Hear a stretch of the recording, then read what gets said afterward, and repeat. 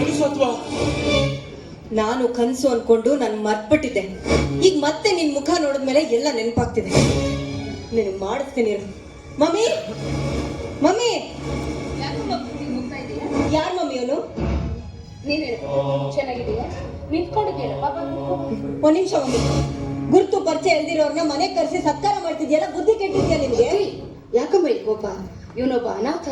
ಕಲಿತರು ಪರಿಸ್ಥಿತಿ ಪ್ರಭಾವಕ್ಕೆ ಸಿಲುಕಿ ತಂದೆಯೊಡನೆ ಇದ್ದೂರನ್ನೇ ಬಿಟ್ಟು ಇದೇ ಊರು ಬಸ್ ಸ್ಟ್ಯಾಂಡ್ ಅಲ್ಲಿ ಕೂಲಿ ಕೆಲಸ ಮಾಡ್ತಿದ್ದಾನೆ. ಮೊನ್ನೆ ನಾನು ಊರಿಂದ ಬಂದಲ್ಲ, ಆಗ ನಾನು ಸುಟ್ಕೆ ಸೀವನೆ ತೆಗೆದುಕೊಂಡು ಬಂದಿದ್ದ. ಏನಪ್ಪಾ, ನಿಮ್ ತಂದೆ ಚೆನ್ನಾಗಿದಾರ? ನನ್ನ ತಂದೆಯವ್ರಿಗೆ ದಮ್ ರೋಗ ಹೆಚ್ಚಾಗ್ಬಿಟ್ಟಿದೆ.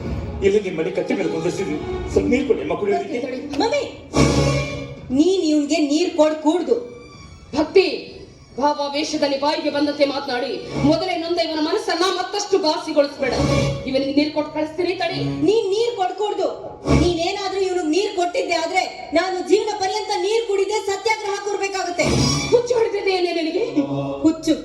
ಹುಚ್ಚು ಹಿಡಿದಿತ್ತು. ಆ ಹುಚ್ಚು ನಿನಗೆ ಹಿಡಿಬಾರ್ದು ಅಂತಾನೆ ಇಷ್ಟು ವರ್ಷ ಮಡ್ಲಲ್ಲಿ ಬೆಂಕಿ ಕೆಂಡನ ಕಟ್ಕೊಂಡು ಬದುಕ್ತಾ ಇದ್ದೀನಿ. ನನಗೇನು ತಿಳಿದಂತಾಗಿದೆಯಮ್ಮ. ಪ್ರಿನ್ಸಿಪಾಲ್ ಪರಮೇಶಪ್ಪನವರು ನೀನು ಓದಿದ್ ಸಾಕು ಅಂತ ಯಾಕೆ ಕರ್ಕೊಂಡ್ ಬಂದ್ಬಿಟ್ರು? ಯಾವನು ಪೋಖ್ರಿ ಹುಡುಗನ ಉಪಟಳಕ್ಕೆ ನಿನ್ನ ಮಗಳು ಕಲಿಯೋದು ಸಾಕು ಅಂತ ತಂದು ಬಿಟ್ಟು ಹೋದ್ರಮ್ಮ. ಪ್ರಿನ್ಸಿಪಾಲ್ ಪರಮೇಶಪ್ಪನವರು ಯಾಕೆ ಎದೆ ಹೊಡ್ಕೊಂಡ್ ಸತ್ರು? ಯಾವನು ಪಾಪಾತ್ಮನ ಅಪವಾದಕ್ಕೆ ಮನೋರೋಗದಿಂದ ಸತ್ತು ಸ್ವರ್ಗ ಸೇರಿದ್ರಮ್ಮ. ಅದೇ ರೀತಿ ನೀನು ಸಾಯ್ಬಾರ್ದು ಅಂತಾನೆ ಒಂದು ವಿಷಯನ ಗೌಪ್ಯವಾಗಿಟ್ಟು ಸತ್ರು. ಏನ್ ಹೇಳ್ತಾ ಇದೀ? ಪರಮೇಶಪ್ಪನವರು ಏನನ್ನ ಗೌಪ್ಯವಾಗಿಟ್ಟಿದ್ರು? ಏನಂತ ಮಾತು ತೆಗೆದುಕೊಂಡಿದ್ರು? ಮಮ್ಮಿ, ನಿನ್ನ ಮಗಳು ನನ್ನ ಮಗಳು ಶೀಲಗೆಟ್ಟವಳು ಅಂತ ಹೇಳಿ ಸತ್ರು.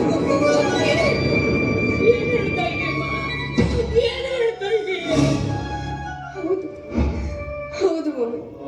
ಅಂದು ನಾನು ಓದ್ತಾ ಇದ್ದಂತ ಕಾಲೇಜಲ್ಲಿ ಇವನು ಒಬ್ಬ ಸ್ಟೂಡೆಂಟ್. ಪ್ರತಿದಿನ ನಾನು ಕಾಲೇಜ್ಗೆ ಹೋಗ್ತಾ ಬರ್ತಾ ನನಗೆ ಚಿತ್ರ ಹಿಂಸೆ ಕೊಡ್ತಿದ್ದ, ಕಿರುಕುಳ ಕೊಡ್ತಿದ್ದ.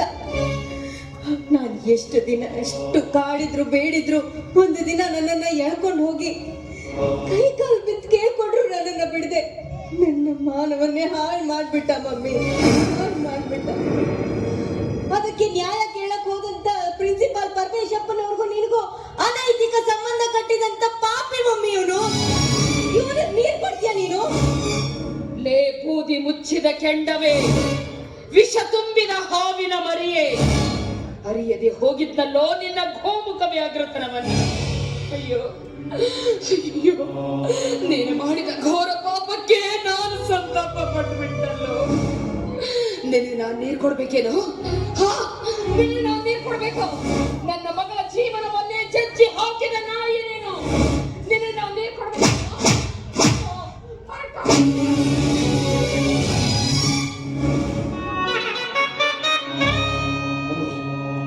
ಆಮೇಲೆ ಬೇಕಿದ್ರೆ ತಾಯಿ ಮಗಳು ಇಬ್ರು ಸೇರ್ಕೊಂಡು ನನ್ನ ತುಂಡ ಕತ್ತರಿಸಾಗಿ ಅನ್ನೋದಿಲ್ಲ.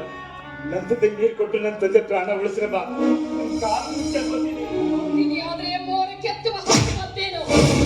ನೀನು ಹೆಚ್ಚೊತ್ತು ನಿಂತ್ರೆ ನಾನೇನ್ ಮಾಡ್ತೀನೋ ನನಗೆ ಗೊತ್ತಿಲ್ಲ. ಹೋಗು ಇಲ್ಲಿಂದ, ಹೋಗು, ಹೋಗು.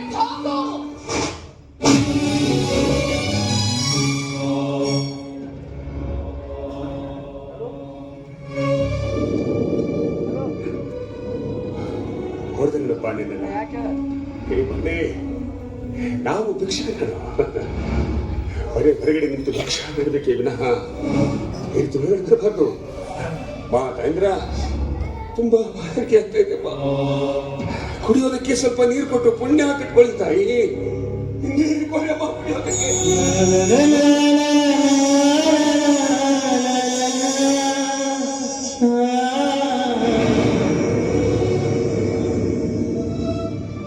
ನಿಮ್ಮ ಬಣ್ಣನ ಮಾತಾಡ್ಸೋದಕ್ಕೆ ಹೆದರ್ಕೇನಮ್ಮ.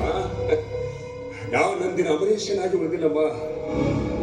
ಎಲ್ಲ ಕಳೆದುಕೊಂಡು ನಿರ್ಗತಿಕರಾಗ್ಬಿಟ್ಟಿದ್ದೀವಿ. ವೈಶ್ವಸಣ್ಣ ಎಲ್ಲ ಆಸು ನೆನೆಸಿಗೆ ಬರೆದು ನಮ್ಮನ್ನ ಬೀದಿ ಬೀದಿ ಭಿಕ್ಷೆ ಬೇಡೋದಕ್ಕೆ ಅಲ್ಲಾಡ್ತಾ ಇದ್ದಾನೆ. ಭಿಕ್ಷೆ ಮಾಡ್ತಾ ತಿರ್ಗಾಡ್ತಾ ಇದ್ದೀವಿ. ಯಾರು ಗೊತ್ತಾ? ನನ್ನ ತಂಗಿಯಪ್ಪ, ನಿನ್ನ ಸೋದರಕ್ಕೆ ಎಷ್ಟು ದಿನಗಳಾಯ್ತು ನಾವು ಊಟ ಮಾಡಿ. ಇವತ್ತು ನಮ್ಮ ತಂಗಿ ಮನೆಯಲ್ಲಿ ಹೊಟ್ಟೆ ತುಂಬ ಊಟ ಮಾಡ್ಕೊಳ್ಳೋಣ. ಮಗಳು ಕರೆಯೋದಿಲ್ವೇಮ್ಮ? ಕರೆಯದೇ ಬರುವವನ, ಬರೆಯದೇ ಓದುವವನ, ಬರಿಗಾಲಿನಿಂದ ನಡೆಯುವವನ ಎದರಿಂದ ಹೊಡೆಯಂದನ ಸರ್ವಜ್ಞೆ. ಆವತ್ತು ಹುಟ್ಟ ಬಟ್ಟೆ ಮೇಲೆ ನಿನ್ನ ಮನೆ ಹೊರಗೆ ಹಾಕಿದ್ದಕ್ಕಾಗಿ ನನ್ನ ಮೇಲೆ ಕೋಪ ಆಯ್ತಪ್ಪ.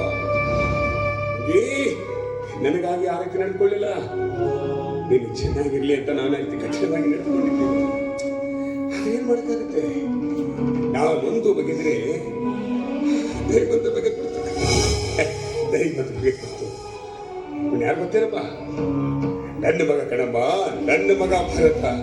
ಏನು ಮಹಾ ಮನೆಗೆ ಕೀರ್ತಿ ತಂದ ಮಗ ನಿನ್ನ ಮಗ, ಕಳ್ಳ ಪಟ್ಟಿ ಮಗ. ನಿನ್ನ ಮಗ ಅಂತ ತಿಳಿದಿವ ನನ್ನ ಸುಮ್ಮನೆ ಬಿಟ್ಟಿದ್ದೀನಿ. ಇಲ್ಲಾಂದ್ರೆ ಸಣ್ಣಾಗಿ ಕಡ್ದು ಬುಟ್ಟಿ ತುಂಬ್ತಾ ಇದ್ದೆ. ಏನ್ ಮಾಡ್ತಾನಮ್ಮ ನನ್ನ ಮಗ? ಏನ್ ಮಾಡಿದಾನ? ನನ್ನ ಮಗಳು ಗಂಡನನ್ನು ಕಳೆದುಕೊಂಡು ಗಂಡಿದೆಯಿಂದ ಕಾಲ ಕಳೆದು ಇತ್ತೊಬ್ಬ ಮಗಳು ಚೆನ್ನಾಗಿ ಕಲಿತು ವಿದ್ಯಾವಂತಳಾಗ್ಲಿ ಅಂತ ನಿಮ್ಮೂರು ಕಾಲೇಜಿಗೆ ಸೇರಿಸಿದ್ದೆ. ಆಗ ನೀನು ಆ ಗರ್ಭ ಶ್ರೀಮಂತ ಅಡ್ವೊಕೇಟ್ ನಾಗಿ ಮೆರಿತಾ ಇದ್ದೆ. ಅಂತೆ ನಿನ್ನ ಸೊಕ್ಕಿನ ಕುನ್ನಿ ದುಡ್ಡಿನ ದರ್ಪದಿಂದ ಇಡೀ ಕಾಲೇಜ್ಗೆ ಗೂಂಡ ಆಗಿದ್ದ ಅಡ್ವೊಕೇಟ್ ಅಂಬರೀಶ್ ಅಪ್ಪನವರೇ ನಿಮ್ಮ ಮಗ ಚೆನ್ನಾಗಿ ಕಲಿತು ವಿದ್ಯಾವಂತನಾಗ್ಲಿ ಅಂತ ಕಾಲೇಜಿಗೆ ಕಳಿಸ್ತಾ ಇದ್ರು, ಅಥವಾ ಕಲಿಯಲು ಬಂದ ಕುಮಾರಿಯರ ಶೀಲವನ್ನ ಕಾಲು ಕೆಳಗೆ ಹಾಕಿ ತೊಳೆಯಲು ಕಳಿಸ್ತಾ ಇದ್ರು? ಏನ್ ಮಾಡಿದ್ದಾನೆ ಭರತ? ಏನು ಮಾಡಿದ್ದಾನ? ತಂದೆನ ಕಳ್ಕೊಂಡು ತಪ್ಪಲಿ ನನ್ನ ಮಗಳು. ಬೇಡ ಬೇಡ ಅಂತ ಕಾಲಿಗೆ ಬಿದ್ದು ಬೇಡ್ಕೊಂಡ್ರು ಕರುಣೆ ಬಾರದೆ ಇವಳ ಶೀಲವನ್ನ ಹರಣಗೈದ ಈ ಕಾಮಾಂತ ನಿನ್ನ ಮಗನೇನಪ್ಪ? ಪರಮ ಪೂಜ್ಯ ಪರಮೇಶಪ್ಪನವರೆಗೂ ನಿನ್ನ ತಂಗಿಗೂ ಅನೈತಿಕ ಸಂಬಂಧ ಕಲ್ಪಿಸಿದ ಈ ನೀಚ ನಿನ್ನ ಮಗನೇನು? ಪಾಪ, ತಮ್ಮ ನೆರಳಿಗೆ ತಾವೇ ಹೆದರು ನಡೆಯುತ್ತಿದ್ದ ಪರಮೇಶಪ್ಪನವರು ಮರುಗಿ ಮರುಗಿ ಮರಣ ಹೊಂದಿದರಲ್ಲ. ಇದಕ್ಕೆಲ್ಲ ಕಾರಣೀಭೂತನಾರು ಈ ನಿನ್ನ ಮಗ. ನಿನ್ನ ಮಗ ಮಾಡಿದ ಘೋರ ಪಾಪಕ್ಕೆ ಎಲ್ಲವನ್ನೂ ಕಳ್ಕೊಂಡಿದೀಯ ಅಷ್ಟೇ. ಇನ್ನು ಜೀವನಾದ್ರೂ ಯಾಕೆ ಉಳಿಸ್ಕೊಂಡಿದೀಯೋ? ಅಂದಾಗ ನೀನೆಂಥ ತಂದೆ, ಇವನೆಂಥ ಮಗ. ನಿಮ್ಮ ಜನ್ಮ ಕಷ್ಟಕ್ಕೆ ಬೆಂಕಿ ಆತ. ನೀನು ಹೇಳಿದ ಹಾಗೆ ನಾನು ಯಾವತ್ತೂ ಸತ್ತು ಹೋಗ್ಬೇಕಾಗಿತ್ತು. ಆದ್ರೆ ಇಷ್ಟು ಸಹ ಜೀವ ಯಾಕೆ ಬದುಕಿರ್ಬೇಕೇನಮ್ಮ? ಒಂದೇ ಒಂದು ಆಸೆಗೋಸ್ಕರ ಬದುಕಿದೆಯಮ್ಮ. ಇನ್ನು ಏನಿದೆಯಪ್ಪ ನಿನ್ನ ಆಸೆ?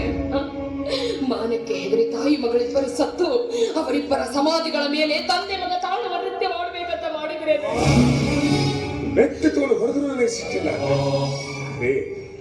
ಎಷ್ಟು ದಿನ ಆಯ್ತು ನಾನಿನ್ನು ನೋಡಿ ಕಣ್ತು ಮನೋಹರ ಸಂತೋಷಪಟ್ಟೆ. ನಿಮ್ಮಣ್ಣನ ಒಂದೇ ಒಂದು ಕೋರಿಕೆ ನೆರವೇರಿಸ್ತೇನಮ್ಮ. ನಿಮ್ಮಣ್ಣ ಅಕಸ್ಮಾತ್ ಆಗಿ ಅನಾರೋಗ್ಯದಿಂದ ಬೀದಿಯಲ್ಲಿ ಸತ್ತು ಹೋದ್ರೆ ನಿಮ್ಮಣ್ಣನ ದೇಹಕ್ಕೆ ಒಂದು ಹಿಡಿ ಮಣ್ಣು ಹಾಕೋದನ್ನ ಮಾತ್ರ ಬರಿಬೇಕು.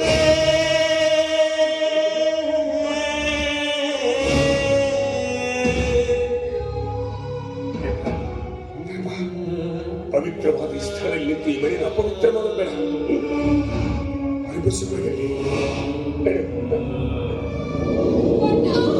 ಪ್ರೀತಿ ನಮ್ಮ ತವರಿನ ಸಿರಿ, ಪ್ರೀತಿ ನಮ್ಮ ತವರಿನ ಸಿರಿ.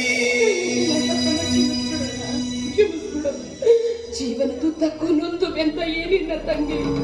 ನುಂಗಿನ ವಿಷವನ್ನ ಕಕ್ಕಿ ಬೆಳೆಯುವಿನ ಅದೇ ವಿಷವನ್ನ ನೀನು ಕುಡಿಸ್ಬೇಕು ಅಂತ ಪ್ರಯತ್ನ ಮಾಡಿಲ್ಲ. ಬಾಯಿಗೆ ಬಂದಂತೆ ಮಾತನಾಡಿ ನಿನ್ನ ಮನ ನೋಯಿಸಿದ ಪಾಪಿ ನಾನು. ದಯವಿಟ್ಟು ನನ್ನ ತಪ್ಪನ್ನು ಕ್ಷಮಿಸೋಣ. ಇದರಲ್ಲಿ ನನ್ನ ತಪ್ಪು ಇದೆ. ದಯವಿಟ್ಟು ನನ್ನ ತಪ್ಪನ್ನು ಕ್ಷಮಿಸಿ. ಮತ್ತೆ ನನ್ನ ಅಪರಾಧ ಕ್ಷಮಿಸ್ಬೇಡಿ. ಇದೆಲ್ಲ ವಿಧಿ ನಿನ್ನ ಮೈ ಹೊಕ್ಕು ಆಡಿಸಿದ ಆಟ. ನೀ ಮಾಡಿದ ದುಷ್ಕೃತ್ಯದಿಂದ ನನ್ನ ಮಗಳ ಪ್ರಾಣಕ್ಕೇನೋ ಅಪಾಯ ಮಾಡ್ಕೊಳ್ಳಿಲ್ವಲ್ಲ, ಅದೇ ಪುಣ್ಯ. ಅದೇ ನನ್ನನ್ನು ಮಾತಾಡ್ಸ್ಕೊಡ್ತೀರಾ? ನನ್ನಿಂದಲೇ ಶೀಲ ಕಳ್ಕೊಂಡು ಬರ್ತೀನ ನನಗೆ ಬಿಟ್ಟು ಮದುವೆ ಮಾಡ್ತೀರಾ? ಆವತ್ತೇ ನಾನು ನಿನಗೆ ಒದ್ದಿದ್ದ ಇವತ್ತಿಂಥ ಪರಿಸ್ಥಿತಿ ಬರ್ತಿದ್ದೇನೆ. ಅಯ್ಯೋ ಹುಚ್ಚಪ್ಪ, ಮದುವೆಗೆ ಮುಂಚೆ ಇವಳ ಗಂಡನಾಗಿದೀಯ ಅಂದಾಗ ಬೇರೆಯವ್ರು ಕೊಟ್ಟು ಮದುವೆ ಮಾಡೋದಕ್ಕೆ ಹೇಗಪ್ಪ ಬರುತ್ತೆ? ಅಣ್ಣ, ಇದಕ್ಕೆ ನೀನು ಒಪ್ಪಿಗೆದೆಯೋ ಅಥವಾ? ನನ್ನ ಒಪ್ಪಿಗೆ ಇದೆ, ಆದ್ರೆ ಭಕ್ತಿ ನನ್ನ ಮಾತು ಕೇಳ್ಬೇಕಲ್ಲ. ಭಕ್ತಿ ಭರತನ ಮದುವೆ ಮಾಡ್ಕೊಳ್ಳೋದಕ್ಕೆ ಒಪ್ಪಿಗೆ ಇದೆಯಮ್ಮ.